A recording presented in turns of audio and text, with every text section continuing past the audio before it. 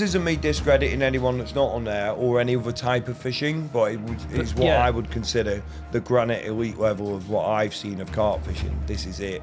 You know, bring your mates, bring their families, camp over, enjoy it. You know, show them a bit about fishing. Come as teams. You know, not trying to get all them big personalities in one room. You know, your Dannies and your Kevs and your Allies and yourselves, and you know what I mean.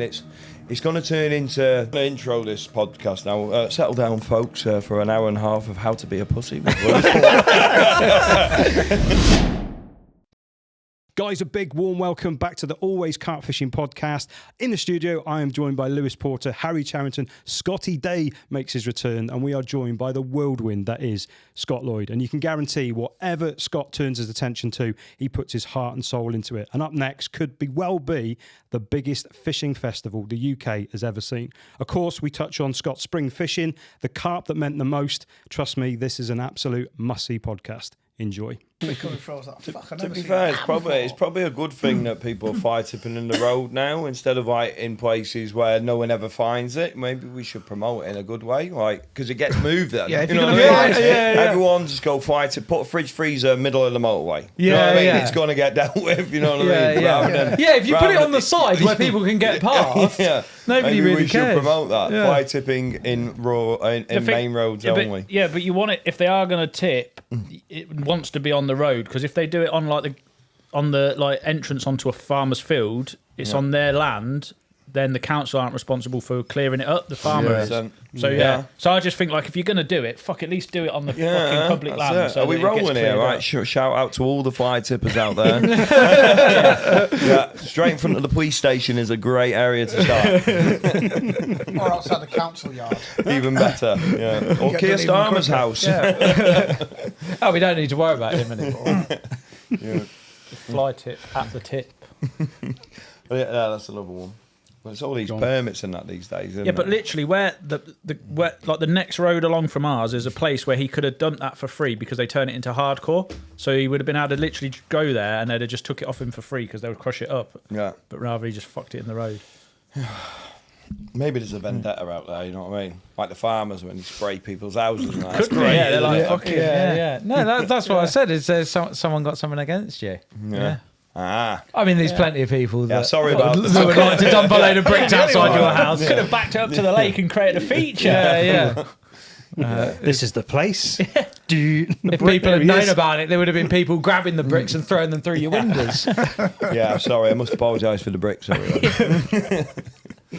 Fair play. Scott, you've always been Mr. Million Mile an Hour.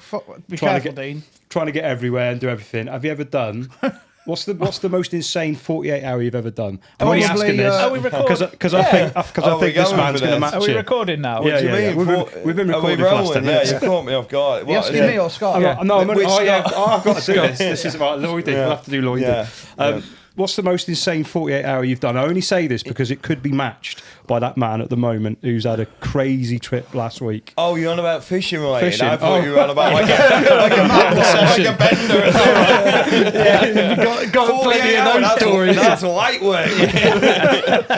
Fishing wise, what is in like what I've caught? Well, I'll tell you. Well, I'll come over to Lou now. Yeah, tell us how your 48-hour went, mate. I'm only saying this because this is quite unique what you did. You asked him a question, you didn't really answer. Yeah. Well, no, he's just said. I don't know. Are we talking numbers of fish or weight and that? Because obviously I don't really fish for a lot. Well, what's the most effort you've put in terms of travelling to do a 48? Right. Okay. Travel wise, just Oxford, Reading is about the furthest. Few hours, you know. Right. I've been to Belgium once or twice, but what do you reckon to that, Lou?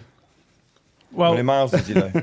I don't know the mileage, but I left my house in Peterborough on a Saturday afternoon at 3 o'clock in the afternoon, and I got to the lake in France at 4 o'clock local time, so it would have been 3 o'clock. So it's 24 hours to get to the lake in the south of France. Did 2 nights and then came home, but I couldn't get the ferry crossing until to a day later than the day I was leaving. So it was 36 hours from leaving the lake to getting back home. So I did more hours travelling than fishing. Yeah, I did 24 hours to get there. To do a bait-up. Yeah. Just went to France to bait-up. I basically, it was about 36 hours of actual fishing time. and then 36 hours so 50 hours of what's 24 plus 36? 60 hours of travelling to do 36 hours of fishing. Yeah. Which was stupidity. Yeah. Why? You caught two. I caught, yeah. Well, no, I think at the time of you leaving, it wasn't necessarily stupidity because you were just like, well, I've had two. I was told I wasn't going to catch any, or I'd be lucky to catch one. So quit whilst you're ahead. 36 hours, had a brace, had a 40-pounder. Yeah, job it's like done. 9,000. You didn't mention that, babe. I still win though because you've got a fuel card. Mine's my own money. No. I unfortunately wasn't on the fuel card, so it was a few hundred euros in fuel. Yeah. It was nearly 800 quid in ferry crossings because I had the overnight ferry to get out there.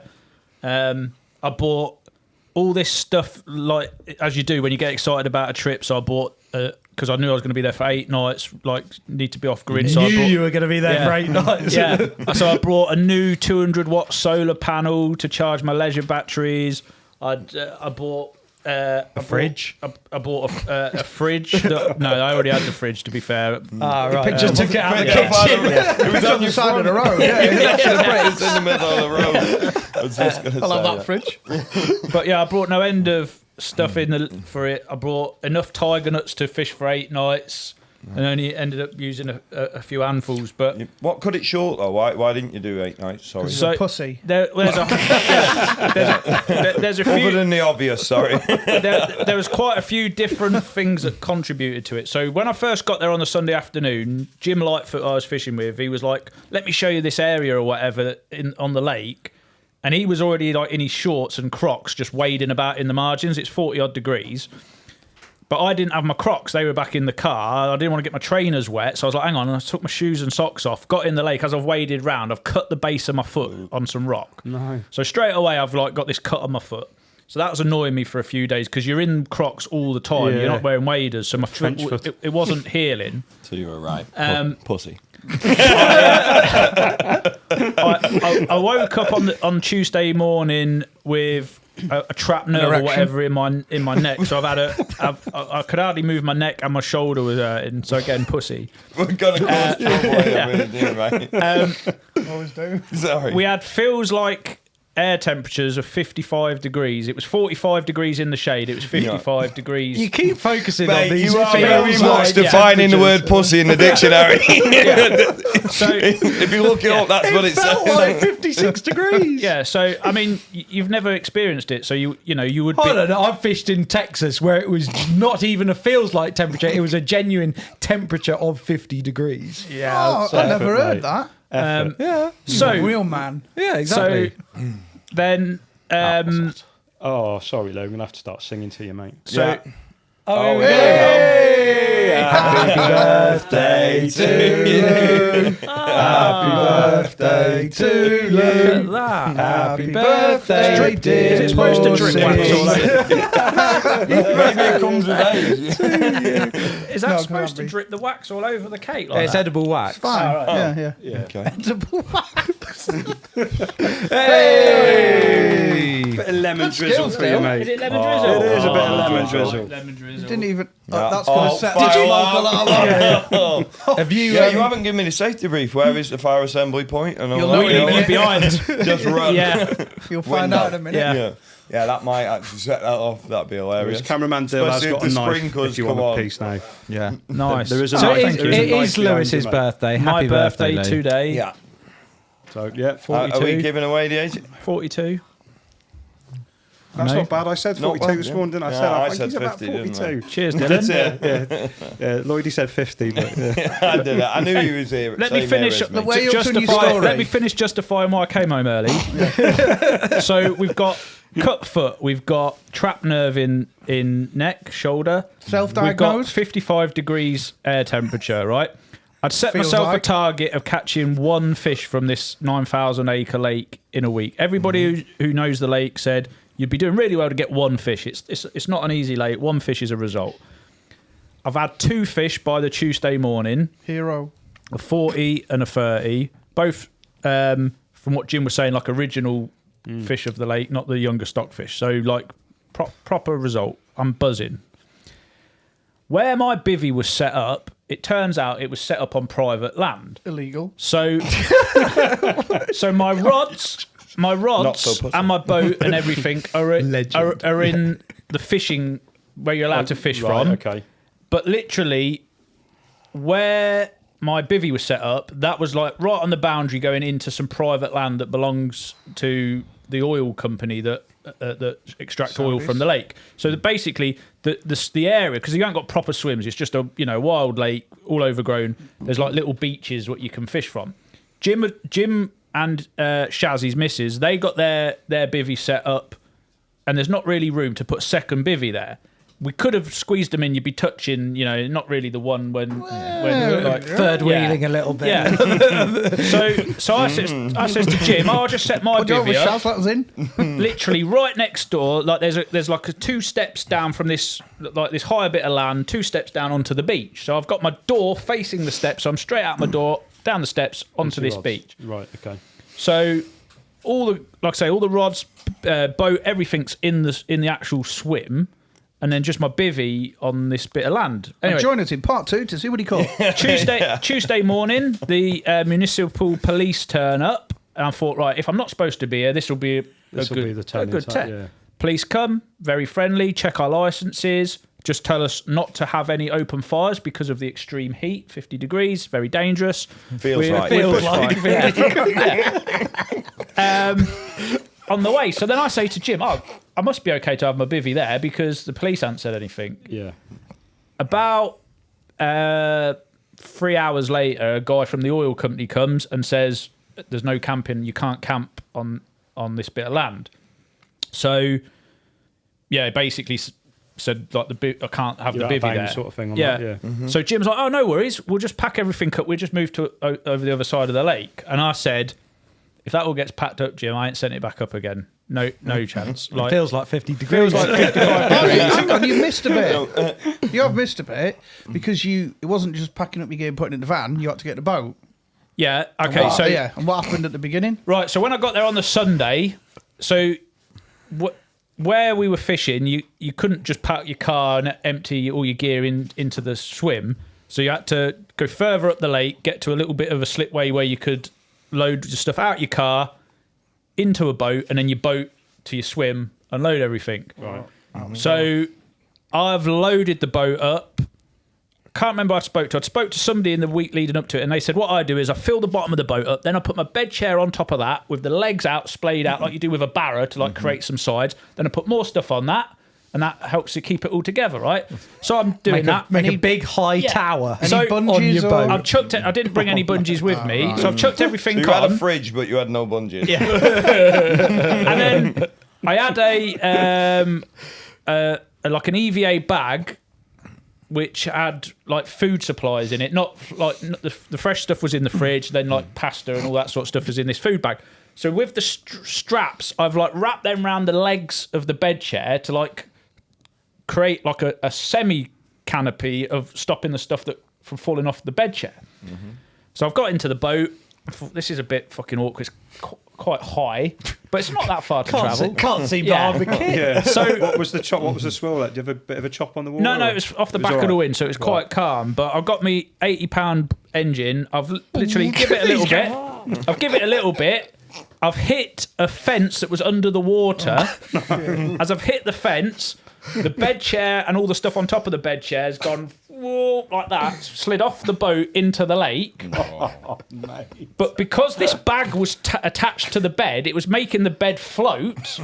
But it also made it much harder for me to get the bed out of the water because it was attached to a fucking bag. So I've had to basically jump in the lake. I had my phone, my wallet, and my keys in my pockets. I've jumped in the lake. My bivvy, my bed chair, this food bag, my solar panel, all went into the lake in about 1 meter's depth of water. So I've had to get it all out, throw it up the bank, and then I did it in 2 journeys. So then, so basically my bed chair was fucking drenched from the start. So when At least Jim, it was 50 degrees. Yeah, It would have dried They were probably like, oh, thank you, Lou. It feels like 50. I can confirm it dried fucking very quick. So Oh my days. so then so when Jim said like it's just we could just boat across the other side. I'm thinking that's like 2 kilometres. I didn't manage to boat 200 metres without fucking losing half my gear. And See you in a bit. it was nice it falling, if it's going to fall off the boat, 1 metre of water in the margins is about the best place. He said it's like 18, 20 foot out in the middle. I'm thinking, Nah. I ain't getting it back if it falls again. So I was like, I'm not doing it. I've had 2. I expected it best to get 1. Yeah. I'm going to go. The thought, because it was so hot, the thought of the drive back, like 7-hour drive back to the port with aircon on, was like, I'm going to fucking do That's that. the holy grail. Like, I'm not a greedy person. Like, I'm not a Tom Maker who wants to get the rod back out and catch, as many as possible. Oh, right, okay. Sorry, I thought you were about to rip one of my friends. no. And I was about to have him. I'm not the sort of person who can. Can is the word. Yeah, I'm not. I don't want to smash I'm it. only joking. Smash it up. I've done what I wanted to. You need to leave some fish in the lake. Do you know what you should have done? I tell you what, Dean, I'm just going to intro this podcast now. Settle down, folks, for an hour and a half of how to be a pussy. I said what you should have done. What mate. are you saying, Scott? Essential or non-essential? A fridge. I'm saying non-essential. But for the type of fishing, considering it felt like minus 50. But I was going to say, so when you got home, what temperature did it feel like? Because I was out at the weekend. It felt like 50 over here. Yeah. Did you still have a cut on your foot? Yeah. Yeah, and so it's the still, cut was still there. So. Yeah, What did and you it's still gain? hurting now. limping now. It's been over a week, You and didn't it's still. gain anything from it's coming still- home. You should just manned up. Yeah, but I did. It was a lot cooler back at home. I got 6 or 5 days of my life back to do other stuff. So I've Drying out your kit. Yeah. So I've been there. I've caught. It's basically the way I saw it is I've got to the top of Everest. Why do I want to walk back down and walk back up 3 more times? I've summited Everest. I've now gone and do something else with my time. I would say you got the base camp. No. Yeah. What you should have done, what you should have done was watch your boat tutorial, mate. Yeah. Yeah. Well, That just went out a few weeks ago, didn't it? Fucking hell, if I was in a boat as small as the one he did on that video, I definitely would have fucking capsized. I went bigger. That wouldn't have fit in the fridge. Yeah. I would say that someone wouldn't quit at cutting their foot climbing Everest. I'm just saying. No, yeah. You can't compare it to Everest. No, but basically No, what go on. happened, Scott, was I got Yeah, to I the get top it. of Everest with a cut foot, Oh. right? So Okay. makes yeah, me a I'm double with hard bastard. Base Yeah. camp. But Okay.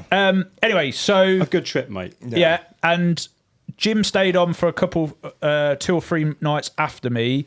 Ended up catching 4 fish, but the biggest was like a 29-pounder. So I still afterwards, if he'd gone on and caught a 30 kilo, I'd have been like fucking bastard. But he didn't. So Maybe the big ones were in the zone that you were going to fish, and that's why I didn't catch no, he them. towed. So. He towed a rod to Oh, where did he? I caught from. course He he hadn't did. had a carp He by the was time rubbing I his left. hands together. He was Nice like, "Let me one." help you pack away." There you go. We'll have a nice drag. He did. Let's get on that ferry. Thinking about it, he did actually go and pick all my markers up for me. So, and he probably had his GPS in his hand at the time. He was picking your ones up, dropping his ones down. But yeah, Did you catch so from that spot? he In did all catch. 4? No. I think he had 1 or 2 off that area, and then he caught off some other areas Is there a as well. moral to the story or anything? Or Well, it's just what a bloody plan a great long angler trip I with am. I Lou. managed to go there and smash him out in 2 days and come home and do some other stuff. fair enough. Yeah. Completed I it. guess Very that was what you were time getting efficient. to there, Dean, wasn't it? Yeah. Yeah. So speaking of heat and events, and that, may you just come back from one of your events on a very Seamless hot link that, weekend. Dean. Yeah. Going from a 9,000 acre Yeah, French no. public lake to linear fisheries. Yeah, welcome, Talking Scott. of heat. Welcome, Scott.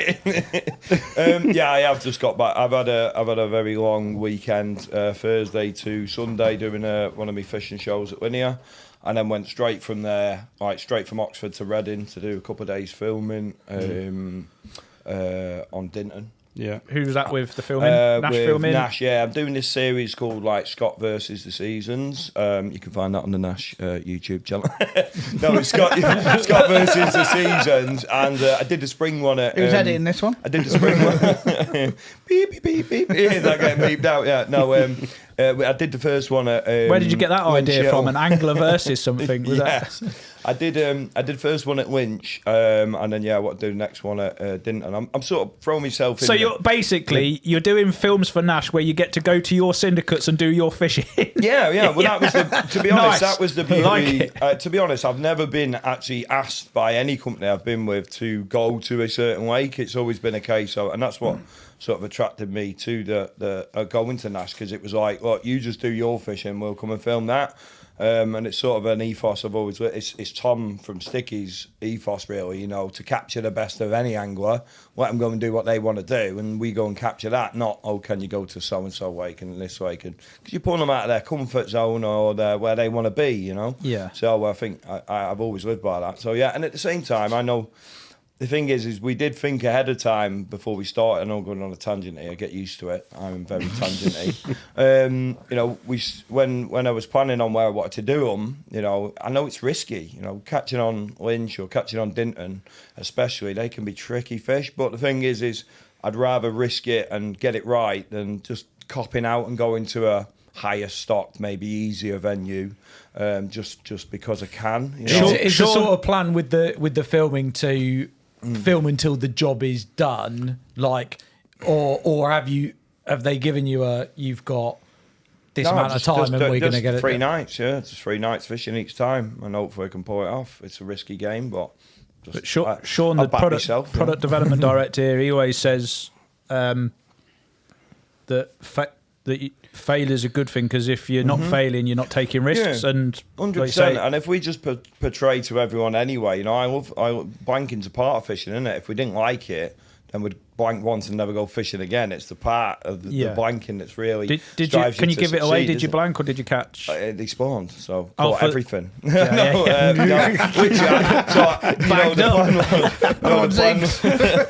know, so the plan was to they were going to turn up on the Monday. I thought I'd go down, have a look, rather than travelling back from Oxford to Crewe and then back to Reading. I thought I'd go straight over there Sunday, have a little prep and a plan, see where they're at and all that, get ahead of it, and then start on the Monday. So yeah, that's what we did.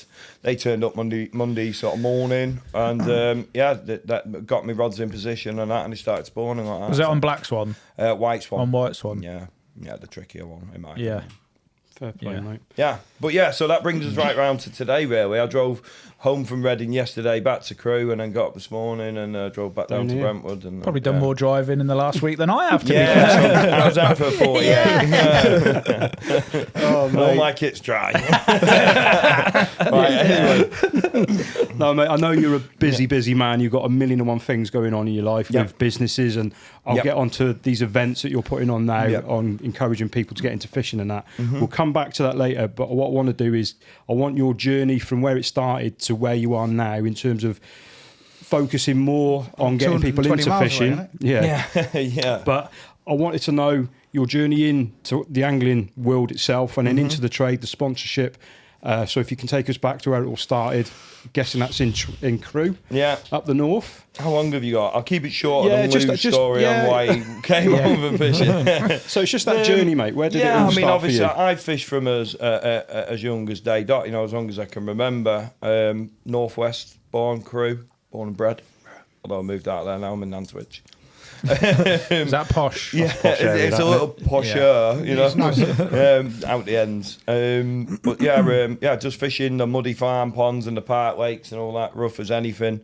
And then just slowly, we used to just push bite, you know, the one, it was rod on the crossbar, pile everything in a rucksack and just get down the pond by all means necessary. We were very feral kids, you know, really feral, you know, anything, whether it be jumping in, not advocating this, but jumping in the rivers off bridges or tarsy swinging and building dens and setting fires, and that was all our thing that we did, and just terrorise anything. But fishing was a big part of what we did, and we did it either with my brother and my old man, or we actually started doing it with a lot of my friends. And that's my neck of the woods. Yeah. So where did you start fishing? Queen's Park, the Middlewich waters as well. So Sparrow Grove, Tetton, all them, and then slowly started to progress to like your Top Flash and that on the Winsford waters. But we didn't, you know, Just talking gibberish to me now. All right. Go on. There's quite a diverse, because I used to have a Northwich ticket. Yep. And in that area, on that ticket, you could fish.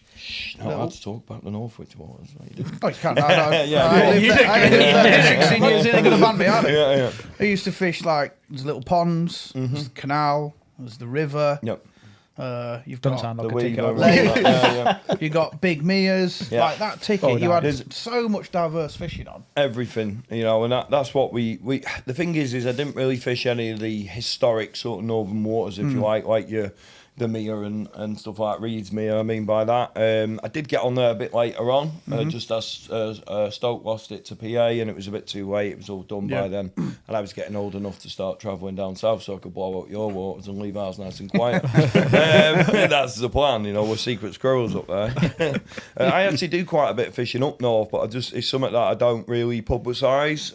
Not for that reason that I want to blow yours up and not ours, but Just keep a bit for I yourself. have it as my own fishing. I think some people automatically presume that if I'm not on social media, I'm not fishing, but it couldn't be further from that. I still have my own bit of, special fishing that means something to me, and I can just get out and switch off and when switch on to the lake, if you like. There's some good angling up there these days. Oh, incredible. And there's some special carp up there. But anyway, we'll keep it. I mean, we'll talk about it. Yeah, but not that special. Not that special. No, they're not. If you like 10 pounders, then they're special. Right. So obviously, Carrying on. Yeah, so I guess that sort of time with all kids, a bit different back then. It was a case of if you found the water, you just went and fished it. Yeah, didn't you, as a kid? the Just sense did. of adventure, was what it was all about. I loved all things outdoors, whether it be the tree climbing and, we used to do the egg collecting, basically robbing birds' eggs and that, and stuff like that, and, bird watching, and anything outdoors, we were crazy for it. But I'd say a big turning point was, I was quite naughty as a kid. We all were, nothing too drastic, but, a lot of fighting, a lot of sort of gang warfare, not bloody buds and cribs sort of thing, you know what I mean? But, we were always fighting and scrapping and terrorising each other. There was a few different gangs around. And this is where fishing really started to play a big part in my life. We had a group of sort of 4 or 5 of us of mates. We called ourselves the Carp crew, spelled CREWE, like crew. And we pretty soon noticed that when we went fishing, we didn't get in trouble. You'd get back from fishing, it'd be, because this was sort of pre-phones, really. You had a 5110 with the, you know what I mean, the first flashy aerial. And play Snake and that. Yeah, So you're on about size of fish. This was pre-phone. We'd get back, it'd be so-and-so's got nicked and so-and-so had a fight with him, and, all these things had happened when we were at fishing, and none of that would happen when we're at fishing. And I've had a few mates that died and overdosed when I was younger, my best mate, and that I was at fishing when that happened, and, and it was a big sort of turning point in my life to sort of show me that fishing was a real safe place. And, the more I was, distracted by naughty things and the wrong things, drinking and things coming on the radar at that age, the more I started to deter more towards fishing. So if anything, I loved fishing, but once I realised that it was, something that was really good for me, I went more, and by going more, you get better. That time is the best thing you can give towards fishing to make you better at it. So I'm guessing. I'm guessing this is fast forwarding. I don't know how much Dean wants to fast forward through all of this, but those experiences then of like realizing that actually it's a safe place and it's a really good thing for you to do as a kid. Fast forwarding to now, when you're a lovely mature adult. I say he's adult. I try. I go up and down. But yeah, now you are doing more and more to try and get more people into fishing, and that's kind of why you wanted to come here. Yeah, today. Definitely. Yeah, it's definitely a part of it. Anything that I can get out there for fishing, the more the better. I think in a positive light. I'm always someone that's quite positive. Some people thought I was coming on here to maybe try and talk negatively about about the way Howie's podcast was last week, but I couldn't be further from that. It's not that. I'm a great believer in, you're never going to get anything positive about talking negative about somebody. It's like me coming in here and trying to slag you all off and then asking you to help me out to do something. I'm not going to do that. I don't know, you've done a fucking good job at it to me so far. Yeah, I got Sky here, he's on my side, so I know I'm all right. No, but to swing that back round, I'm trying to do more positive things now. I'm sort of growing up and starting to realise maybe where I'd be if I didn't have fishing, and knowing that there's it makes me sad to think this world that we're in. I mean, it feels like we're getting deep really straight away, but the world that we're in now is so far from fishing, but in a really positive way, from social media to what fishing actually is. It's so far apart in a positive way, and I think it can have fishing now more than ever can have more of a positive impact on people's lives down the road than it even did on mine, because I'm worried about it, and I think we all should be worried. I think Ali raised some great points last week, as there is certain things going on. The way he went about it, I don't think was the right way, but that's another story, each to their own. I've heard you say before that fishing saved you. 100%. So again, you don't have to go too deep, whatever, it's up to you. But what would Scott Lloyd be doing now if you didn't go down that fishing path? Yeah, what's your... It'd be drugs, violence, drinking, stuff like that. Who knows? But that's definitely where I'd either be dead or in prison. I've said that many a times. I feel if I didn't have my fishing, it's a focus. I am, although not diagnosed, ADHD, crazy, and I think there's a lot of people. The one thing that links us all as anglers is we've all got some sort of addictive personality, or everyone that we meet on the bank is very similar. We see a lot of tradesmen, a lot of they're very similar people. We're a similar demographic of people, and that shows you something. That's what you don't see a lot of brain surgeons, and they're we are the kinesthetic learners. We're the doers. We have to learn by doing things, not reading things or watching things. Really, it's more the doing. So that's what links us all, I believe. And yeah, I would have definitely gone down the wrong route to answer your question. And that's why you're. I was getting arrested a lot. I've been to, although not proud, I've been to prison. I've been arrested many times. When I was younger, this is, and it was them moments that made me realise more so what fishing can bring to anyone's life. Yeah. I'm not trying to preach here and turn like I'm some sort of youth worker or something. You know what I mean? Where they get out of jail and he's turned, but at the same time, that is a good thing, isn't it? And I think if I can cast my my bit of enthusiasm and my past. So obviously, I know you've been vocal about this for a long time about wanting to encourage more kids to go fishing, right? Yeah. So there's haters out there online, trolls. Is there? Yeah, there's a few of them. Shit, man, miss out. Got 5 fake profiles. Yeah. And a lot of the negative comments that I read after Ali's podcast was, they only want to get more people fishing because they want to make money out of it, right?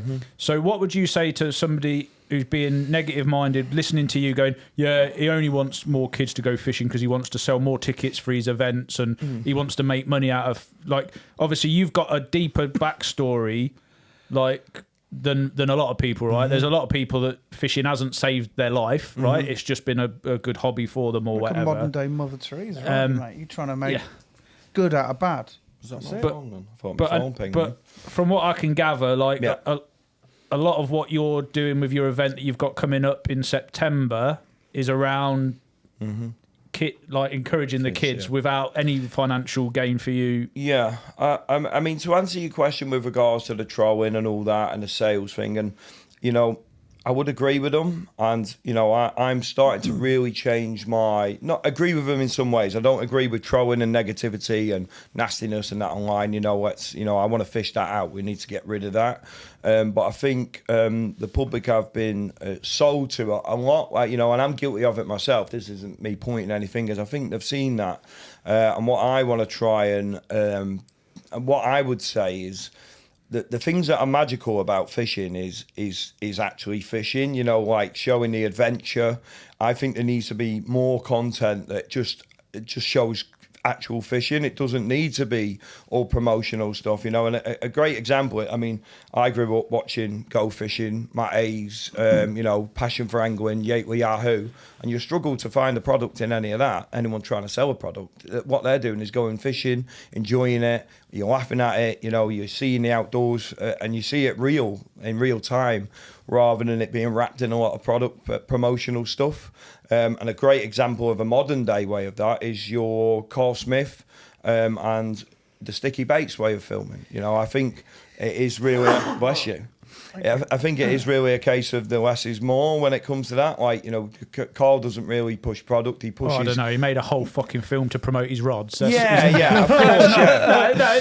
Credit where credit's due. Yeah. The majority of his films are like that, but he's not. But he's also in it to make a living. Yeah, right. That's not like he's a fantastic inspiration, but it's his living, and he has to cross that tightrope from time to time. I'm in it as well, you know, and this isn't me pointing fingers or anything. I've been part of this industry trying to push product and sell product, but I believe there's just a better way. It's like the sticky films, you know, I love them because they're not, you know, they might be pushing stuff on social media and reels and posts and that's fine, but I think the films that you really want people to engage with, I just wish there was more people doing less pushing and it just being all about fishing, showing everything that fishing is magical for. You know what I mean? I have to take umbrage with what you're saying a little bit. Yeah, because of course, fuck me, you do like ram down fucking pot noodles and Haribo to people. 100%. I ain't buying no fucking pot noodles. That's just me showing my way of fishing. You know, that's me. It's part of I'd what like I to am. see the I'm sales not of trying pot noodles over the last few years. Yeah, I'm not, and like I say, I'm not trying to say that I haven't been a part of that, but the more I'm getting into it and the more I'm looking at it from the outside in now, I'm starting to think I wish we did more. I'm not saying that what we're doing isn't the right way. Of course, we can do what we want, but I'd love to see more just fishing, you know, like, and not making it about product and stuff. Because you got to think these guys that are actually out there buying these things, a lot of them are, like I said, tradesmen and, you know, switched on guys. They're not wet between the ears, you know. They can't be force fed anymore. That era's gone, you know. They've got to go out and buy tackle. The best thing to do, you know, it's an ethos that Sticky's lived by for years, is, you know, make people want to go and pick up their rods, not their wallets, you know. And in turn, they've got to pick up their wallet because they need the stuff, you know. We haven't got to focus so much on you know, forcing product, I believe, you know. I think that's what people are sick of, you know, from, you know, reading between the lines. I totally get the sort of idea of people thinking that what brands are doing and individual and you know, anglers who have got sponsorship consultancy deals and stuff like yourself are doing is promoting products all the time. But I don't think that is necessarily always the case, that we're all and we, us at Fox and at Corder and at Nash and everywhere else, do some of the content that we produce is purely aspirational content, and we go out to make films that is aspirational content, and you go like, you're going fishing with our products. The products are going to be in the film, so that's not really worried about it. It's like, make a nice film about fishing. So I do think that there is a lot of content out there with the main focus being the fishing, but everybody else also has to make content that does either educate people about tactics and stuff like that, and that sort of stuff is going to feature more product. And then you've got to and then as a business or as a personality, you've got to educate people about the product. You do have to sell the product as well, and about the tactics. So and we used to get them, like, you know, you need a video of how to do something, because we get criticism. Here we go, how to tie a whatever rig again. But there's new people. There's new people coming into the sport all the time. Times, but somebody from last week who's just started it, he don't know. You're never going to beat that voice on social media. You know, everyone's got an opinion, haven't they? You know, it could be the best thing in the world, and you know, someone's always going to turn something negative about it. So, but I'm totally with you, and I think and when you called us up, I was like, yes, we need to get Scott in to talk about this, because it's, you know, off of what Ali was saying. And I think everyone's coming from a similar point of view in that fishing's brilliant, right? And it's if you've got fishing in your life, that's something that you're going to carry through forever, and you can like in the good times and the bad, you can always fall back on that. And I said in Ali's podcast that I think often you need one person driving that. It's very difficult to get lots of people and lots of brands, for example, to all come up with with one clear idea and one clear goal, And what you're doing is you're trying to do like a sort of one man like campaign. Yeah, one-man campaign. And with this event that you've got coming on, you know, it's in your head and you're getting it done. Yeah. And that's how I think, you know, like Tackling Minds and that, you know, it's a one man sort of, you know, other people help out, but it's you. This is your idea. Yep. And your execution. That's why I think. Yeah. Can you talk a bit more about what the show is? Yeah, I can about do. the event. I was just going to add a point in there about another thing that I think is a little bit. I don't think it's going to be controversial, but I think.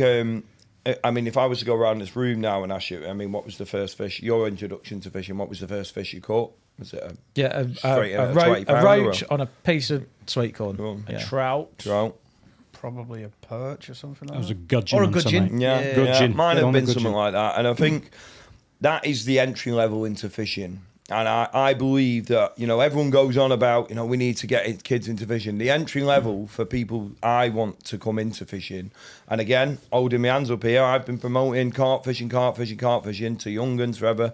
You know, it's okay to come in to carp fishing straight directly. But I believe the better way to come in is through course fishing, you know. 100%. And that's the other thing that is going to be highlighted massively at this show, because I think everyone getting that instant gratification of the 20-pounder straight away and stuff like that is you need to catch different species. You need to then eventually, you know, if you gudgeon and then all of a sudden you've got a tension, that 3-pound tension, it's like, oh my God, the fight on that, the light tackle, Mega and then you feelings. get snapped up by a carp. You need to get snapped up by a carp. You know, all them things is what makes You need fishing to learn magical. to angle. Yeah. And you do that by going in. And the thing is, with this room, I think all of us can say you never lose that buzz of seeing that little waggler 100%. waggle and go under. Do you know what I mean? And that never close I your loses. think with any fishing, the bite is the best bit, no matter what. Yeah. Whatever you're doing, lure fishing, carp fishing, It float lends fishing. itself ideally because it's keeping focus on younger audience like me. I could have never gone carp fishing straight away. I know that, even though I didn't do it. I could never do it because I was, you know, I'd have been throwing stones in the water and too impatient. Aren't you? Need your mind to be, and watching that float all day, so much so that when you close your eyes at night, you see it. That's when you know you're a fisherman, you know, and that is the special thing about fishing. And for people to be able to, the reason you know, if they go into carp angling or predatoring or sea fishing down the line, then so be it. But I believe the entry level is down there. So that's where I'm trying to swing this focus on this show. And I'll tell you about the show because we've been dancing around it. So here we go, 10-minute promo on what the big fishing show is.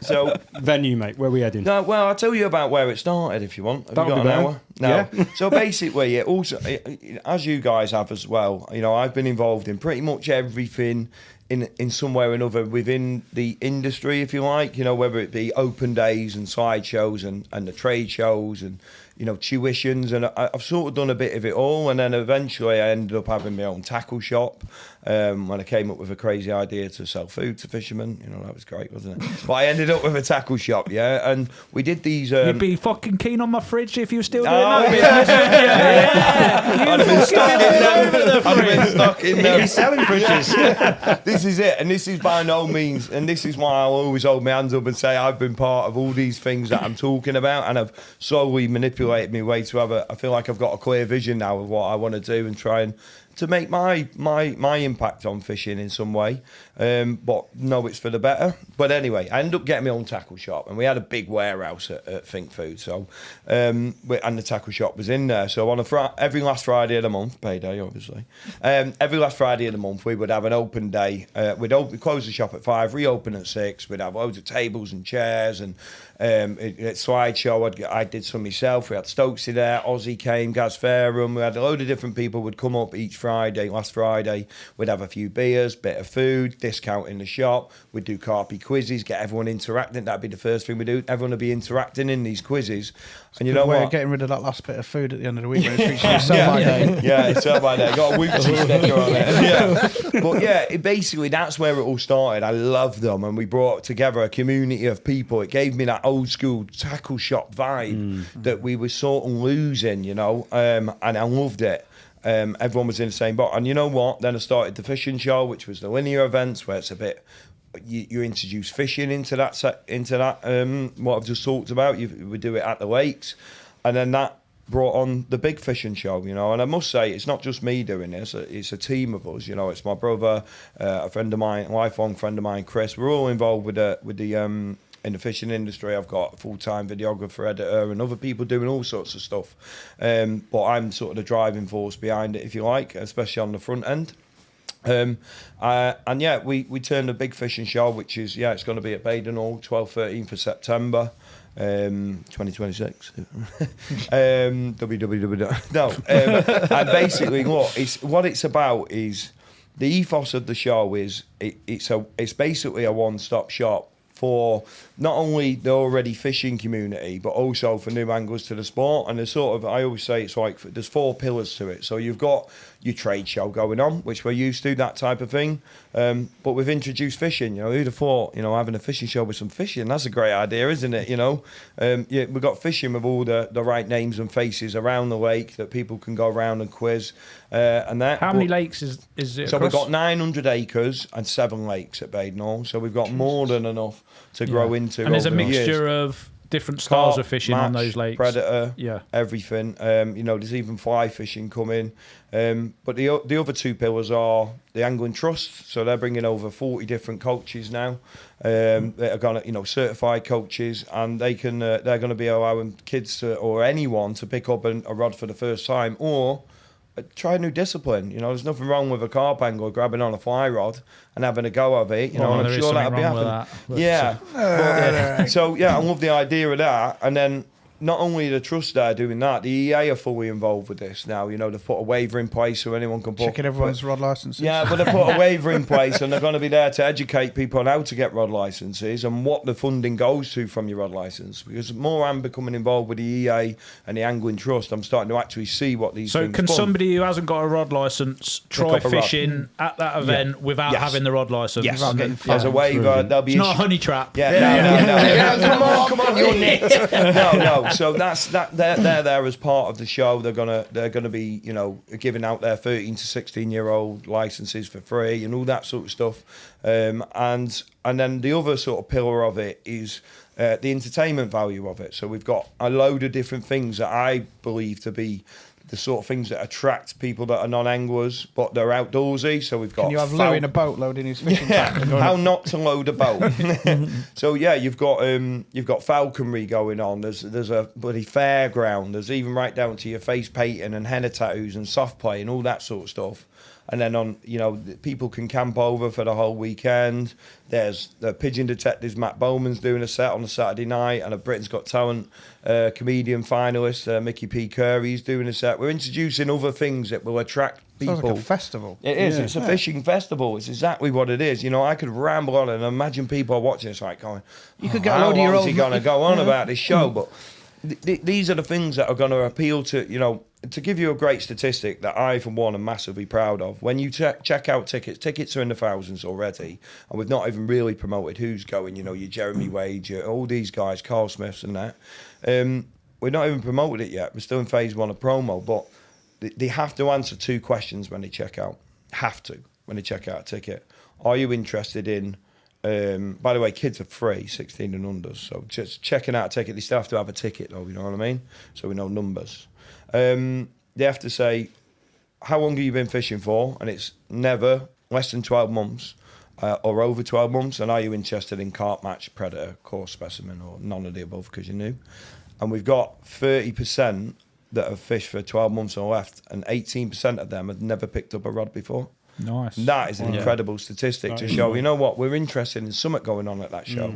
And everything is going to be wrapped in and around fishing. How are you going to promote it to people who are not anglers? Because obviously we got a voice here and you can speak to everybody in trade and do all that, but the people who are not interested in fishing at the moment, how are you going to then sell this to them and tell them what it's about and how they get into it? Well, I'm just going to go on podcasts and get you to put loads of money through ads and no, of course. So this we're talking to anglers. So this is when I promoted it at my show at the weekend and said, look guys, this is more than us. This is about you, all them guys that you've got as next door neighbours that see you go fishing, they ask you to take the kids out, or you're in your WhatsApp group, oh, can you take me lad fishing? Or these are Facebook community group type things that they need to go into, you know, send it to them guys, because it's like, oh, you know how you always want me to take your kid fish? This is the sort of thing. You can actually go pick up a rod in any discipline. You can get a rod license while you're there.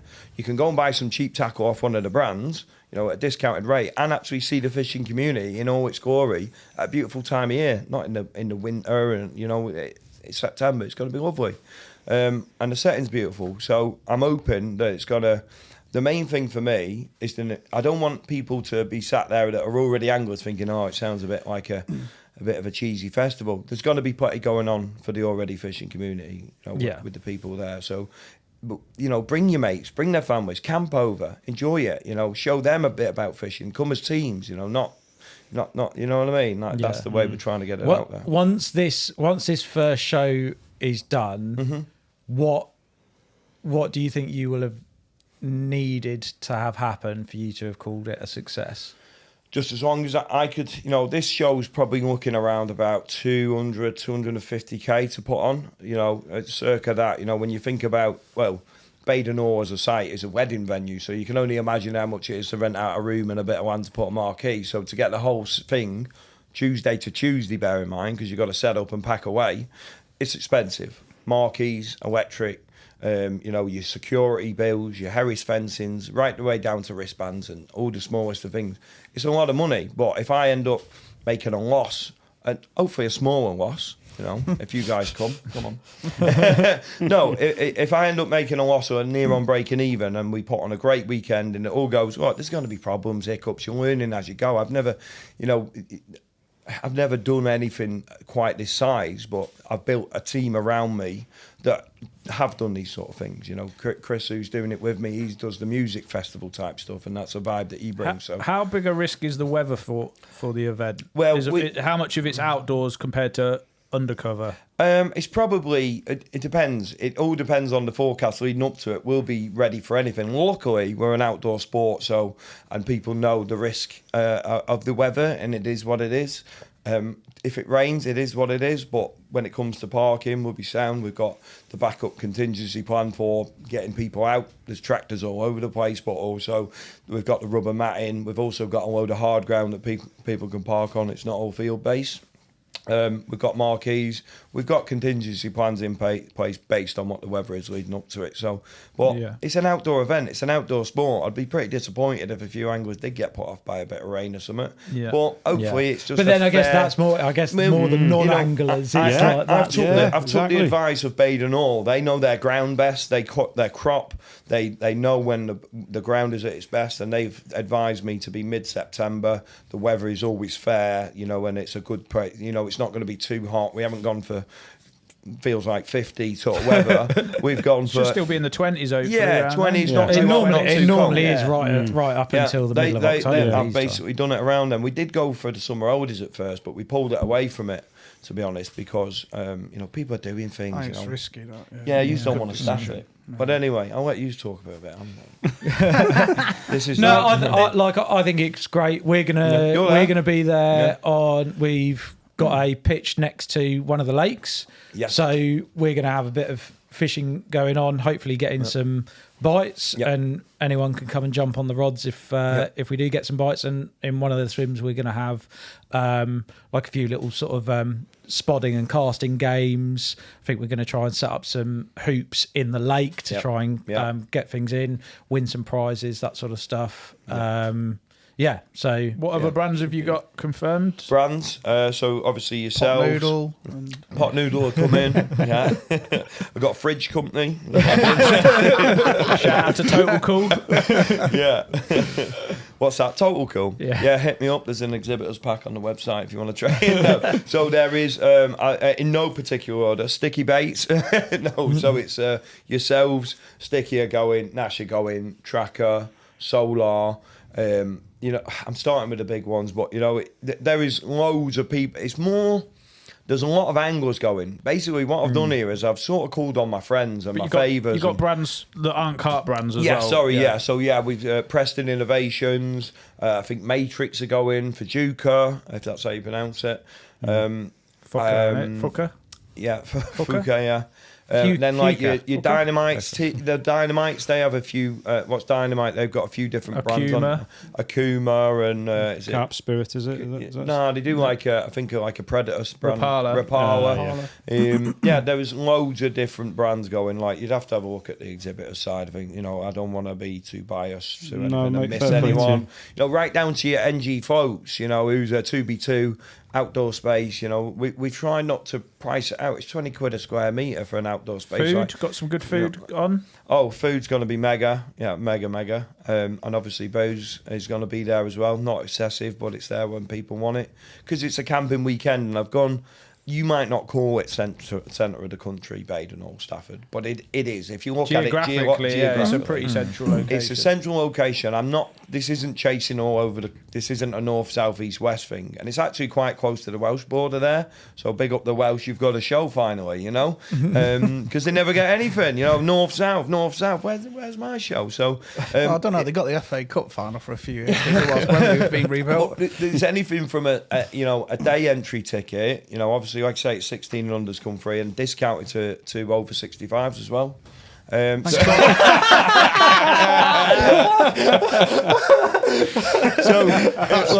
us pulling our funding. That's another beep out. Is there mobility scooters there as well for people? Yes. You'll need it for your foot. So there's all sorts of tickets from day admission to weekend admission to the camping master, even like VVIP fishing tickets, which are it's like £200 a person. You get to fish from Friday to Monday. So it's 3 nights fishing on Baden, which is probably 35, 40 quid a night anyway. And you get early access. You get the whole show for the whole weekend, Saturday and Sunday. So we're not trying to price people out in the sense of what's going on. Like, I don't want it to be that. And I really did hear what Ali said last week about the brands coming together and, which is great, and it's a great thought. But I picked up on what you said about it takes one person to try and bring that all together. And I'd like to think, although I've worked with brands, and I do work with brands in my own fishing, I've always stayed quite neutral in the middle to be quite... We've always chatted, it's not the first time I've been in this building and other companies, and I've got loads of friends, so maybe it is that central neutral person to sort it out. Because you imagine trying to get all them big personalities in one room. Your Dannies and your Kevs and your Owies and yourselves, and you know what I mean.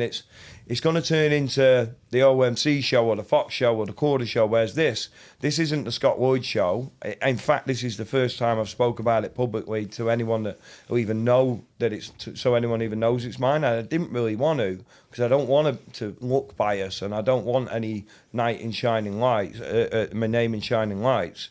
You're not done over here. This isn't the Ali Amidi show or the Fox show or the OMC show or the Scott Lloyd show or the Sticky or Nash show.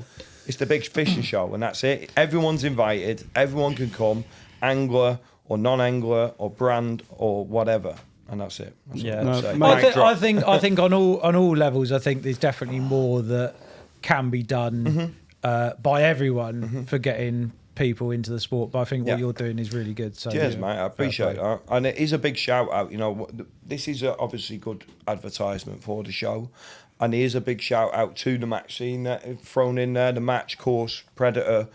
Because what I said about the entry level being that, and the fact that we've got all them coaches there, we need more matches, from what I can understand, quite declining a bit more, and in match and course specimen. And I want that to be a main focus. The Carp guys are coming.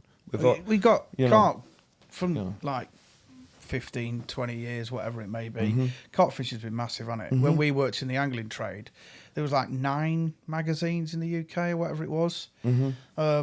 And so we've had loads of coverage. But you're right in terms of match fishing and pleasure fishing. Like the big one, fishing show in Farnborough, when we went last year, there was Guru and maybe... There was hardly anybody there other than Carp. It became a Carp show.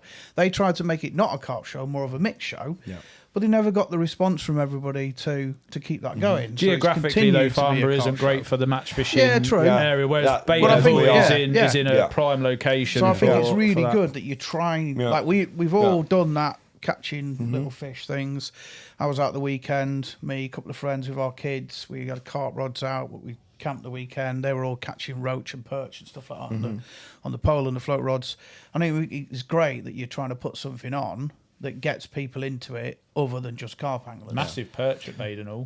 Oh yeah, there's some big perch there. Is Matt going? Don't know. Rage going? Don't know whether Exclusive. Rage. We got Andy May going. He's Preston, isn't he? Yeah. We're really just Andy's great. drumming into it now. We're drumming into that side of the world, into that side of the fishing world now. Because we're only 9 weeks away. You know what I mean? I know, that's mad. 9 weeks That's is mad, nothing. isn't it? Yeah. But we're still trying to. We got nothing but space. We're not cramming. This is no disrespect to the winter trade shows because that's what they are, and I love them. And that people go there for a bargain. We're not cramming everyone into a marquee or a building. We're spreading it out. There's nothing but space. Even some of the brands that have gone, we want a few hundred square meters. I'm like, well, there's 500. It's as simple as that. Just put space amongst it. We want people to spend a day there, spend a weekend there, enjoy it, not walk up and down like sardines and get out with a few bargains. That's not what this show is. I think the fact that you've got loads of different types of fishing. Yeah. You've got entertainment. You've got food. You've got the set falling down. What's going on? The fact that you've got everything else going. Oh, my neck. Where's the blame? There's a claim. There's 50% of it covered. There's a wall coming down. There's a wall coming down. My God. The brickwork. Oh, you've shattered the illusion, Dylan. It's the bricks on your driveway all over again, mate. No, but it's. Yeah, the fact that there's something there for everyone to have a go at. Yeah. It isn't just like you're walking up and down the aisles of an angling show and there's one talk. And again, there that's and no there's a few disrespect things. to that Well, type of they show can because only that's do what that at it that is. time of year. It's Yeah. a trade show. That's what it is. I'm not disrespecting it. I'm not here to talk negatively about anyone or anything. Apart from what Ali said about the trade, really, they're coming together, and I think he's delusional if he thinks that that's going to happen. It's just not going to happen. I'd love it to. But I think it really does take a single person. And you know what? I know he's very keen on getting people fishing for free. Kids do come free, he's sort of, but people, this money's got to come from somewhere. As far as I'm concerned, if the trade all want to get together and give me a load of money to do it, I'll make it free for everyone. There's a call out, you know what I mean? Because, we did say, a lot of people are doing the talking, but no one's doing the walking. I'm walking it, I'm putting my neck on the line. I've called in every favour. I've drummed this down all the throats in the background and trying to get this show to be a massive success because I know it's the right thing to do, and I'll keep going and going. But I need this. I'm hoping it really, really pays off in the sense of people coming for the first time picking up rods. If I see a family just come and almost be a bit, don't really know anything about fishing, and then they'd be silly not to let the kids pick up a whip pole and have a go, and then mum and dad see their faces and, you know what, we should really go down the local canal or something, and go and see swim bucker while they're there, and where's our local lake, or you know what I mean? And mate, that for me, just seeing that once is I'm done. Yeah. Whether I make a loss or not. Like I say, mate, it takes someone to pick up the reins. You've done that, and that's just really commendable to you. Like I said, when I had my tackle shop, I had so many, and it was always on a weekend. I'd see the mum and dads come in, and the same old story.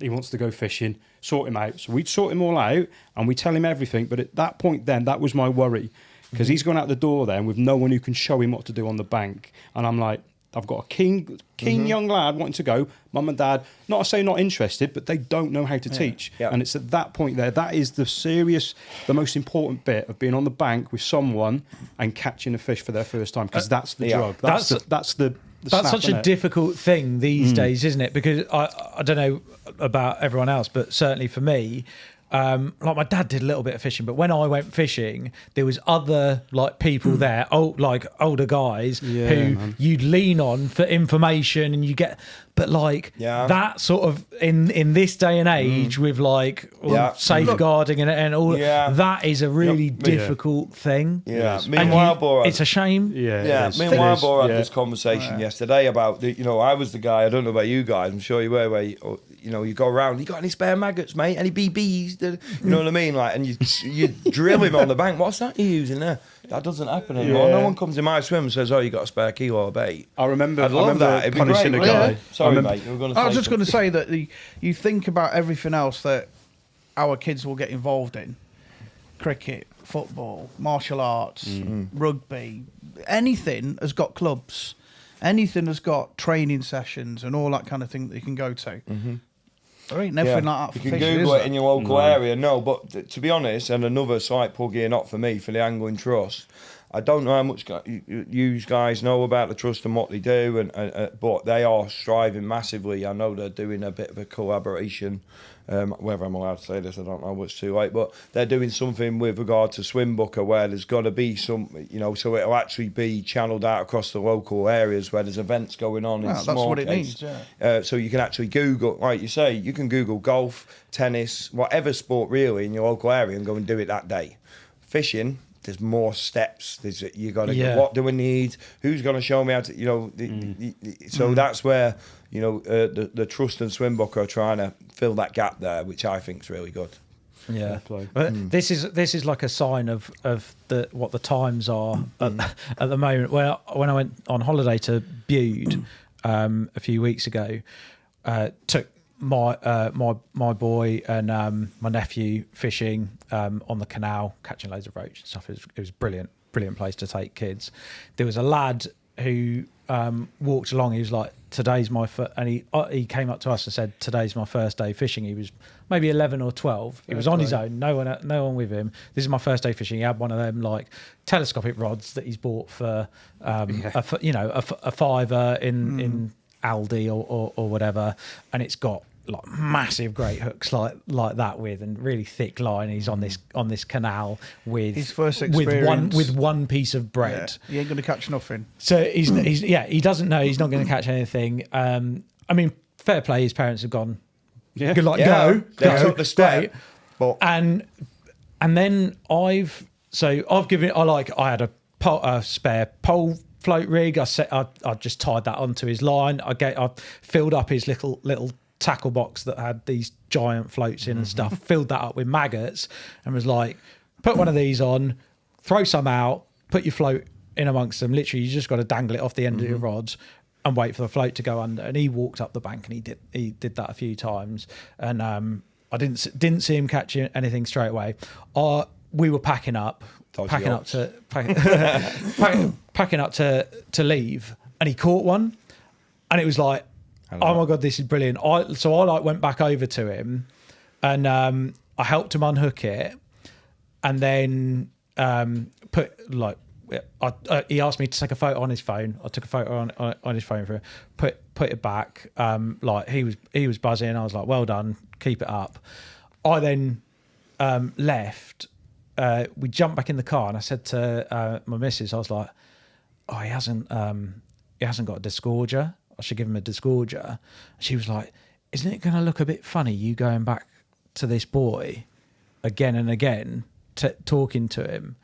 And I'm like, I never even thought about that. Yeah, but don't let it. I had this last no, week. No, and I'm not letting it phase me. And but this is just something that my wife was like, "Are you protecting yourself?" This is a societal thing, and this is why some parents aren't letting their kids go out and do stuff like that because of that fear. I was on the ferry going out to France, and there was a school trip on there, like bus full of kids, probably 12-year-olds or whatever. And like my first thought was, my first thought is, oh, fucking up there, because they're all excited, they're running around the fucking boat, right? And I just want some food and I want to go to bed. It felt like 55. But I see this young lad, and he was wearing a Maver baseball cap, Maver being a match fishing brand, and I thought, oh, Ledge, he's obviously into his fishing. I wanted to go and talk to him about fishing, but a 40-year-old bloke can't just walk up to a 12-year-old kid on a fucking ferry and just start talking to him, because you're going to end up getting a load of shit. It's a shame. You just want to encourage him. I just wanted to have a fishing conversation with him and like tell him, look, I've got my van full of gear and I'm going into this adventure and everything. Sweets and everything. But you couldn't. Very wet bed. But you couldn't because of that fear of what society. Bringing it back to being 20 normal, years ago, we'd be wandering around the bank like you said, punishing blokes and stuff like that. As far as I'm concerned, as far as I'm concerned, approach with caution, but approach. An angler was just born. That story made me smile from ear to ear. An angler was born, mate. And if you just change the course of that lad's life, because that's how impactful fishing can I did be. go back and give him the disgorger. I wasn't like You just threw it from 10 yards away. No. Well, I actually went back, and at the time he had another fish. behind his ear for You gave it to him, did you? You gave it to him. He had another fish, and he needed to use it. And so, I'm glad that I did, but that's like the problem these days compared to 100%. But an angler is born there, potentially, and if that can change that lad's life, because who knows, If you'd made him into a carp hanger and he gets down the lake and I go and get a swim now. You get those comments though on the alley podcast. Yeah. It's like, we don't need any more fishermen. It's like we're not talking about carp fishing. We're not talking about carp fishing. When I say I don't do much social media, people are going to think, yes, you do. I do my own social media because it's a great tool for marketing, but I do not look into social media. I don't watch a lot of stuff. I don't watch a lot of content at all. I like to make the odd funny comment now and then, just for a giggle if I see something pop up while I'm storying. No, funny. No, I'm definitely not a troll. I don't go that way anymore. I don't do much of it. I think it can poison your own mind, and I don't want to lose my love for fishing. There's a lot of negativity online, and what you've got to remember is that we're only talking about the fishing, let's call it the industry here. Fishing industry is so far really removed from what actually fishing actually is to everybody. 100%. We're just part of it. The Bob next door to me who goes fishing on a Friday, and he gets his rods out and he chills out and he enjoys himself and he comes back home and he dries his nets and all that. He ain't got a clue who Danny Fairbrass is, or Ellie, or us, or what's going on, or what's this new latest hawker and all these gizmos. He's just fishing through and through, pure as anything, and that is what fishing is. We're just part of what fishing's world is. A lot of it is the escape, mate. Our world isn't fishing. We're part of fishing's world. That's what you have to remember. And I think that's a nice way to look at it. So I don't try and sour. I see a lot of negativity. At one point when I was more social media-esque, and now I've come away from it because it starts to taint your mind. Ignorance is bliss. Yeah. When you don't let that negative stuff get into you, then it's definitely. It's definitely 100%. Are we going to talk? Yeah. Sorry, are we going to talk a bit about Scott's fishing this year? What he's done? I want to do just before I get on that. Just for anyone listening from this, if you're a member of the public, or if you're a brand now want to get involved, how would they get involved with, or call you, or get a website and all the rest of it? How do they get involved? Number's 078. Is there somewhere for the show? You mean for the show now? Oh yeah, it's just on the website. We'll pop a link up here. We'll put a link. There you go. There you go. In the description. We'll put a link. Search the Big Fishing Show. It's not the fishing show because that's like the road show version of it. And it's fishing with a fish in. Fish and show. Fish. Yeah, we've got to get down with the kids a bit, haven't we? You know what I mean? Fish and show. It's at the bottom of the screen now. Everyone can see it. It's at the bottom of the Just screen. have a walk. There's loads of different tickets. Get involved.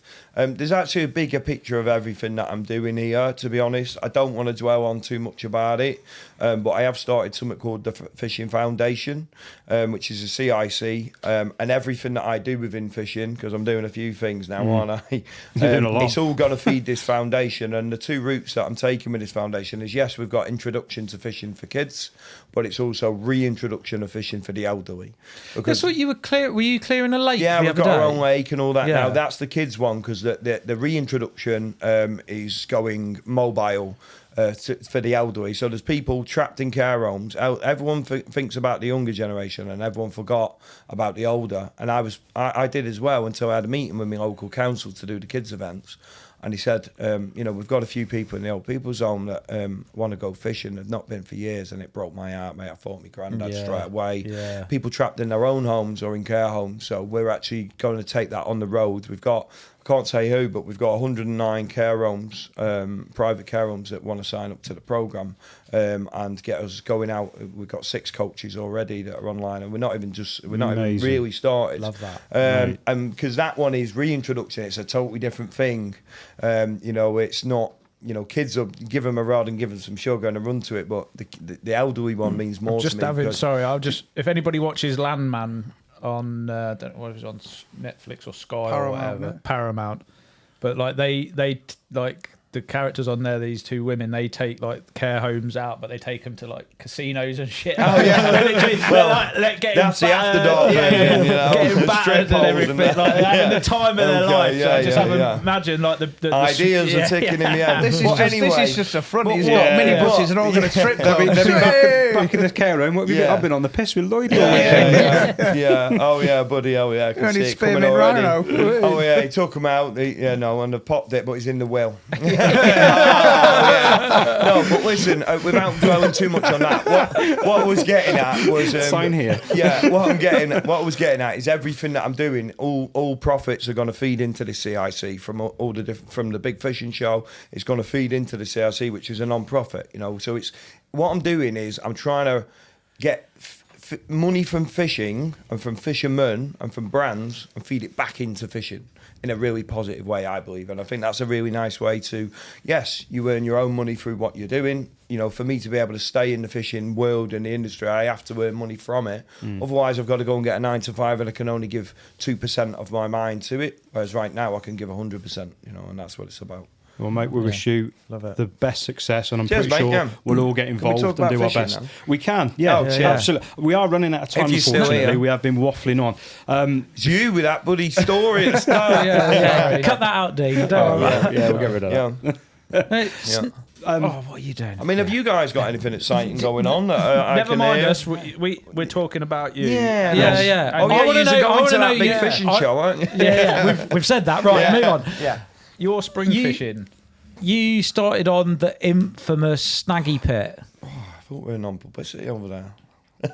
You're not non-public. You're Cameraman following you around on there. Yes, go on.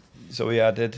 Yeah, What you is wanna know? that so? That's from people that I've spoken to, and obviously it's it. Like that can be a bit of a baptism of fire with the type of fishing and how leery some of the fish are in there, related to how locked up and savagely you've got to fish for them. Yeah. Was it a baptism of fire? You know, I've learned that now. It can be like that. You know what? You know, I'll give you the long, short version.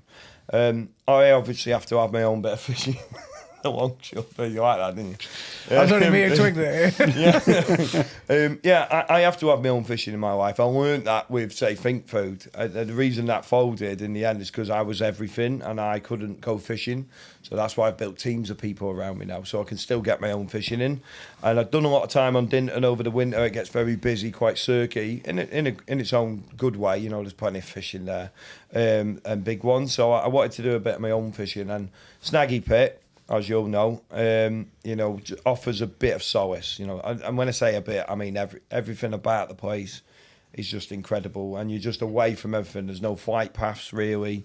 There's no roads. It's just literally you and nature, and the nature's another level, isn't it? Like when it comes to owls and deer and birds I've never even Marsh seen. harriers. Anybody wants a ticket? www.snaggypit. Yeah. So anyway, I needed a bit of that, especially with the year ahead that I've got, because I've got to fish and try and work as well. And you know yourself, well, I've since learned this type of fishing is going to take everything from you. You can't just half-arse it. It was what I would call elite sort of granite level angling, and that's not wait me till just October then. Yeah. And the thing is with there is Yeah. I don't know of any other syndicate in the country where the average angler on the lake is of the level, like not only is the fishing itself taking everything from you, but to compete with the other guys who are fishing, if like they're all on it. There isn't anybody really there who's just going through the motions. Like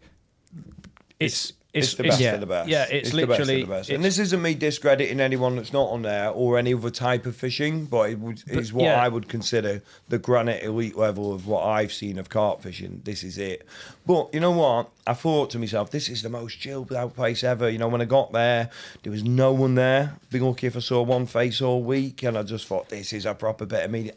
When it was just you were like, this is the best of the best here. Yeah. The number one has arrived. So no, and it's you can boat, you can see the spots, you can drop rigs. How chilled is that? But I'm telling you now, how wrong was I? Because I forgot how much.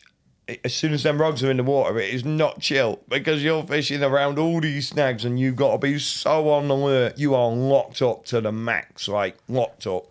everything's taut, everything's double jabbed in the ground, bank sticks and that, and you are, you know, and you've not even got one rod on the snag, you know, or everything's, even though you're not fishing up to the snags or you know, near them, the snags down the margins and you've got to forward think every eventuality, and you just cannot relax, can you? You can't. How are you supposed to sleep? Like, you're almost better off reeling in for the hours of darkness and only fishing in the day, because you can't sleep. You can't sleep. Yeah. A single bleep is that's a bite. Shit your ass. Potentially, you know. But yeah, long story short, I had a great time over there. Did some great fishing. Really found my own. I have a few levels. Like when I'm start somewhere, you know what it's like when you say you've not range fished or boat fished for a while. It takes you a while to get back into it. It's match fitness, isn't it? Like, yeah, that's it. And you know, it took me a while to get into it. I was doing a lot of night lapping and not fishing and listening and looking and prepping and planning. And then once I really started doing some fishing, I really enjoyed it. I had some mega ones, and I remember people saying, you know, it's like 50-50 land catch and land ratio. I was thinking, nah, I've got this, you know what I mean? Like, and the first two I had landed them straight away. Thought it was the kiddie. Fucking next four lost them. I was like, oh my god! And then I've had another couple, you know. So it ended up 4-4. I had 4, lost 4. So it was literally 50-50. But yeah, it's been a great bit of fishing. I had some incredible ones. That black thing, you've seen that one, haven't you? I'm guessing. Yeah, that's incredible. So I say only, it's £32, well, £34, but wow. So I think the 4 you've had, what sizes have they been? They've all been 30, a couple of 34s, 36 or 38, I think. Nice. Yeah. I think that place, it's so much more than the size of the fish, because you have it like the biggest fish in there isn't an absolute enormodon, and there aren't loads of big uns, yet it still attracts such a high level of angler. 100%. There's obviously could be 4 20-pounders, and I'd still want to go there. It's incredible. The fish are mega old. You can't go and buy it. You can't just go to a fish farmer and replicate that stock of fish. Yeah. Like, it's not. No, possible. they are totally unique. Did you know I lost that Fairbrasses, didn't I? Did you know about that? No. Yeah. Did you? Yeah, on camera as well. Did you? On film, yeah. Yeah, Oh. yeah, it broke my heart, man. I was out in the boat. I just made a big mistake. As soon as my foot left the water to get in the boat and I turned around and I didn't have the motor on, I knew I was in trouble. You know, you need the motor on to be You're able getting to... towed around. It done me, man. I had it lay right there, mate, right there. It was massive, and it's not been caught pre-spawn, I don't believe, for a long time No, now. you'll be a bit mid-40, I would think. Stretched, Yeah. white, massive belt. I was like, oh my God, it's it. Like, Is that? Did you have that? Yeah. Yeah. yeah. Yeah. That's a ridiculous Yeah, fish. it's the one I caught when we filmed. Yeah, with Jim. Yeah. Yeah. Good. Yeah. My special times. So where are you at the moment then? What are you concentrating on at the moment? He's on his book tour at the minute. Yeah, I've just got 1,000,001 things going on. I'm just trying to piece it all in, mate. You know, fishing wise, I've got about 6-week break coming up on the lead up to the show. I'll stop banging on about it. But yeah, I've got a lot of fishing planned in for probably the autumn after the show. Really now, Yeah. do a bit of my own fishing. I love the winter. I love doing Dinton in the winter's great. Zig fishing, I love it. You know, chance of catching a British record on a zig in the winter is and a very catchable carp. Wouldn't count if it was on a zig. 100% count double. Yeah, hinge zig, might I add. Yeah. Revolutionary. Yeah. And new business ventures as well, mate. Oh, It's worms and casters and. Oh yeah. I've got a bait company coming. Again, that's another thing that's going to feed into this foundation. You say you haven't been diagnosed with ADHD. No, yeah. But again, what I've done is rather than focus on one thing all myself, I can focus on a few things with great teams of people, and they're all the same team, so we can all work on it together. And it all revolves around this foundation. So yeah, Supernatural Baits, that's called. It's all things natural baits, really. You know, maggots, worms, casters, particles, worm liquids, and bloodworm liquids. And also right down to your, because it's match carp, predator, everything. We're also doing a bit into the reptile and the zoo world as well. Worms are more expensive in the zoo world. When's that launching? Because I literally heard about this for the first time last week, I think. Yeah, it was. probably. Well, it might launch at the show. You never know. Right, okay. Yeah, it'll be there. Whether it launches beforehand, I don't know. I'm waiting on packaging and thing. It just takes ages. It's all very, the website's built, the units are there. It's all fully functional. I was in the wormery when I spoke to you last week. You've got to grow, haven't you? They're only little ones at the moment. You've got to grow them. Yeah. That's all done and dusted. That side. Are you farming the maggots yourself? No. So it's all. A lot of the worms that are in the UK, they actually come from abroad. From Holland. From Holland.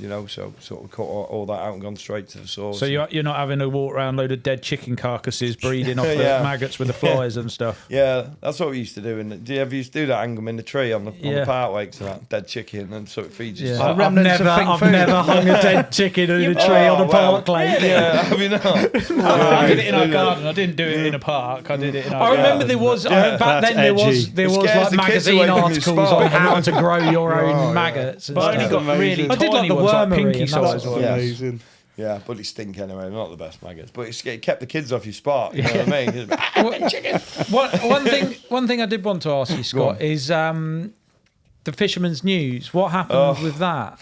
Well, it's a classic case of Scott's doing another thing. Scott's doing too much. Scott needs 8 days in a week. The Fisherman's News will 100% come back, but I believe the things that the show, the bait thing, and the foundation, more importantly, are key things that need to operate and get functional first, and then wrap the news into it and bring the news back to be able to have a bigger community of people as well to influence, if you know what I mean. I love everything that the Fisherman's News represents, and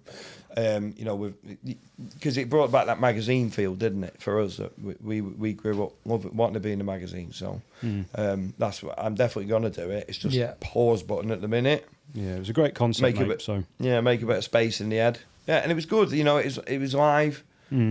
Saves editing time. You guys know all about that. What you see is what you get. You should run these live. You wouldn't have to edit it. You wouldn't have to pay these guys. Just saying. Technology's taking jobs, mate. No, I'm only joking. But yeah, so it's a great concept, and I will come back to it because I believe it's got a place in fishing for the better. So I'll definitely run with it. And you said about the winter. Any plans to go back to Westmore for this winter coming? Nah, not now. Moz's had it. You don't want to sell. I've just cancelled the Waterside Common because Spooner's had it. No, I'm only joking. Of course I will. I lost it, didn't I, on my first trip? Yeah. So at the net, the big. Sounds like you need some new hooks, man. Yeah. We got some good ones if you want. Yeah, I'll definitely go back. We're speaking about it. No, I'll definitely go back there, mate. They've invited me up, and I've been back again. I did have a good winter. I like it in the winter again. It's almost as prolific now in the winter, like not prolific, but as productive in the winter as it is in some of the summer months. Because if you find them, you get on them like you did. They were held. Yeah, and big average as well. Yeah, it took me that first trip. It took me like 3-4 nights. I think it's 4 nights midweek, isn't it? It took me 3 nights to find them. I could hear them in the night, and I'd run round and they were slipping out like this as opposed to obviously I didn't know where they were. It's only tiny then, but they were just how they sort of porpoise out, and it's like I heard that. And it took me a few nights to find them, but eventually when I pinned them down, I got a couple of bites, lost them both. But the first one was the big one. Yeah. Sorry if I'm talking dead fast, but I had a Red Bull before I came in here. It's not nice to hear someone else talking about losing fish from Westwall, isn't it?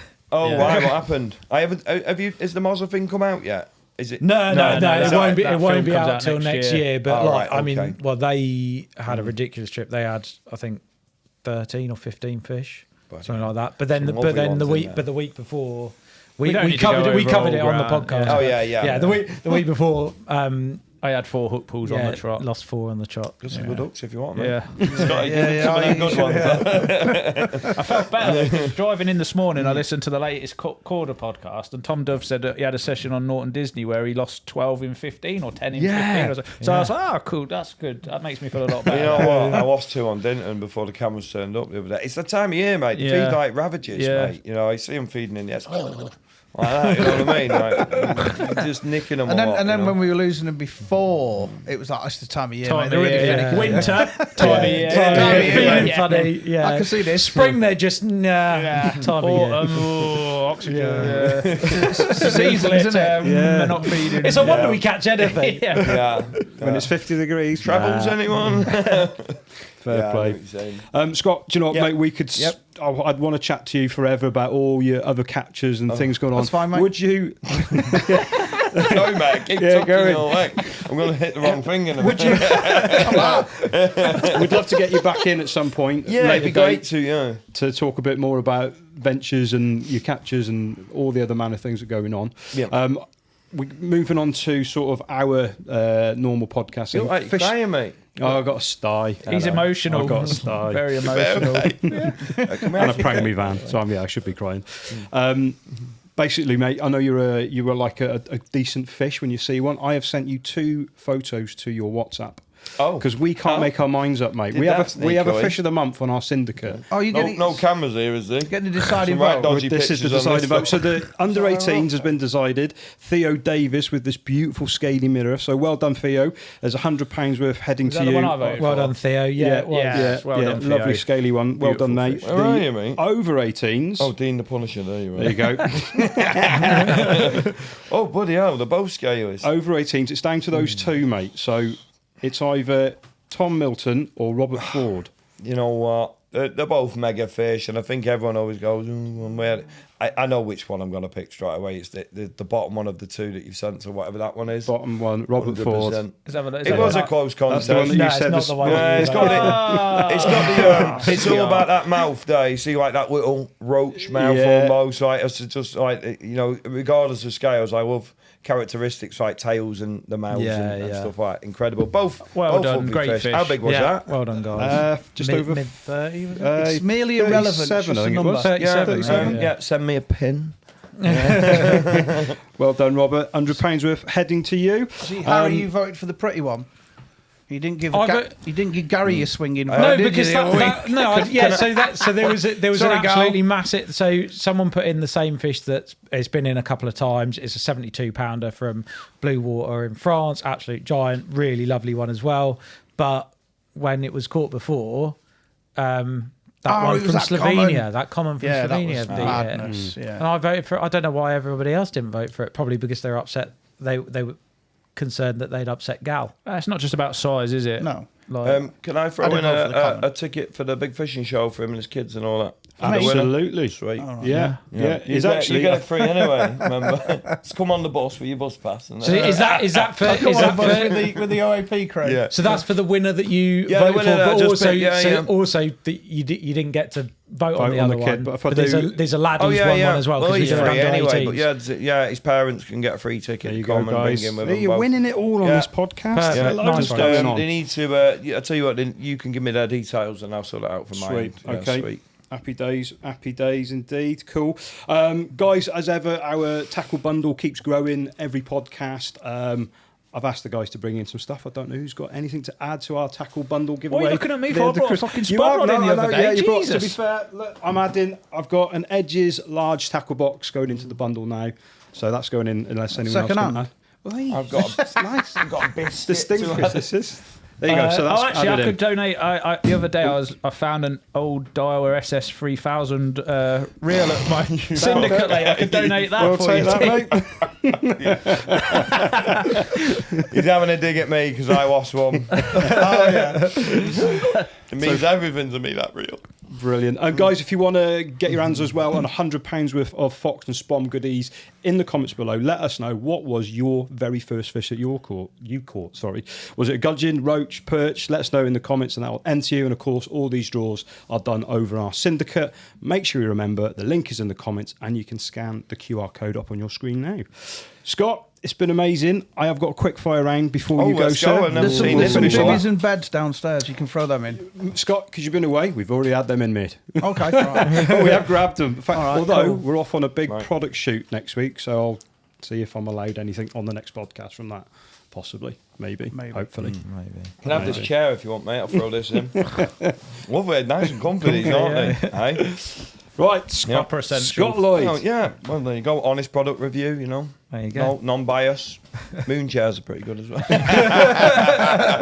No, go on. Right, dude. Hometown. Crew. UK PB. 62.8. Something on your angling bucket list. God, that's an hard one. I would like to go to Germany. Right. What, just Some on big- holiday? No, women. No, the carp fishing, I've seen, I've only ever been to Belgium fishing 3 times. That's it. That's all my, Oh, really? outside of the UK, I've been to Belgium. Lou will organise a 3 bad times. 40-hour one for you. Road trip has got one.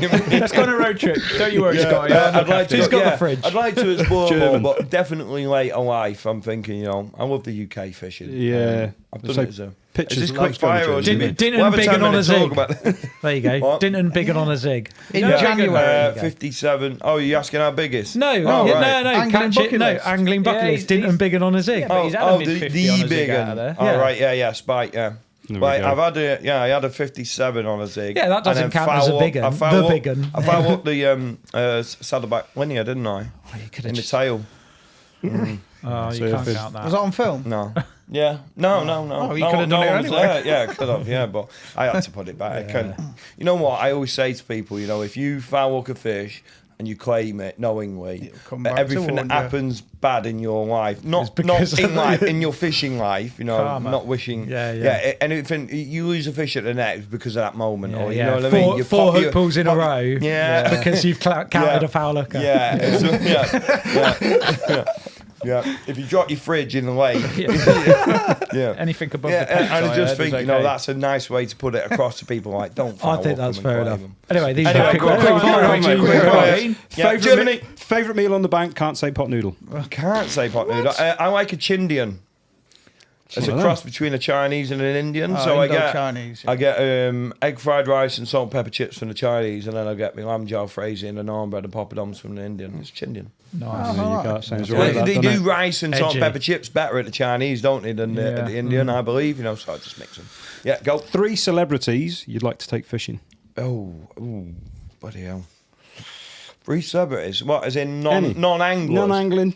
Could be heroes of yours from whoever. I like funny people, I do. So like your Adam Sandlers and that, So, Yeah. Send him you a know. ticket for the big fishing show. There you go. Get him invited. Yeah. Yeah, Adam, this is call out. If you're Yeah, I listening. don't know. Yeah, Adam Sandler. Comedians then. Yeah, comedians, funny people. I think it'd just be a laugh and a giggle. Yeah. It's like that Jimmy Bullard. He looks hilarious, mate. I watch some of his stuff, like his normal stuff.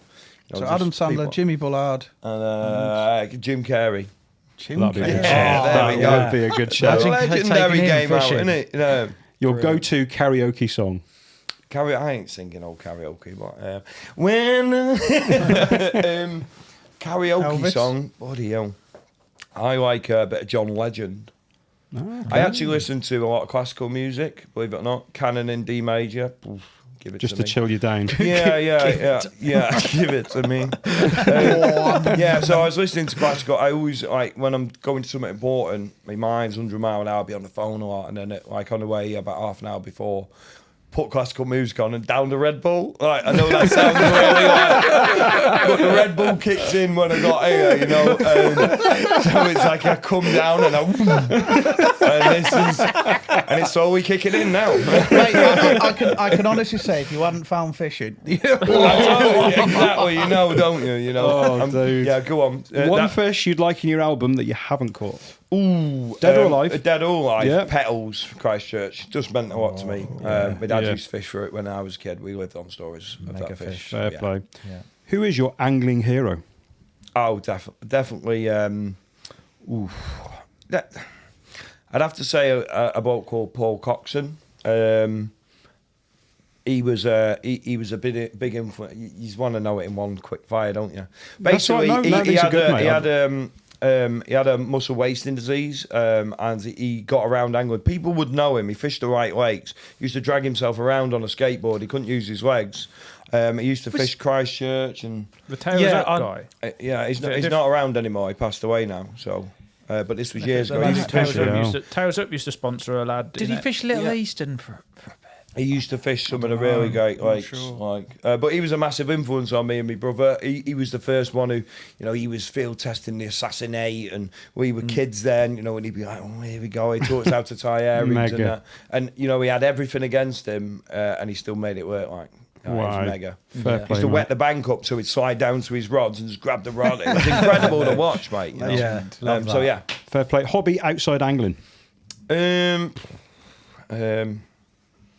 Nothing really. It's just angling up. I try and stay off the booze now. I'm 2 months sober. What winds you up on the bank? Winds Red me Bull. up. Anything, any negativity, like I don't like people shouting across, "Hey mate, just come round, let's sort it out, let's have a oh sorry mate, let's be respectful to each other. We fish as one, Yeah. I don't like that on the bank. What world record do you think you'd have a crack at beating? World record, most amount of Red Bulls while listening to classic music. I don't know. Tree climb height, free climb. I'm pretty good at tree climbing, mate. Even in this size and shape, I'm still a fair play. Squirrel. And last one, mate. One catcher that meant the most to you. I'd say bite mark. Yeah. Just that it was a big turning point for me in everything. But I fished my arse off for a long time. Yeah. Barefoot comment was easy, Yeah.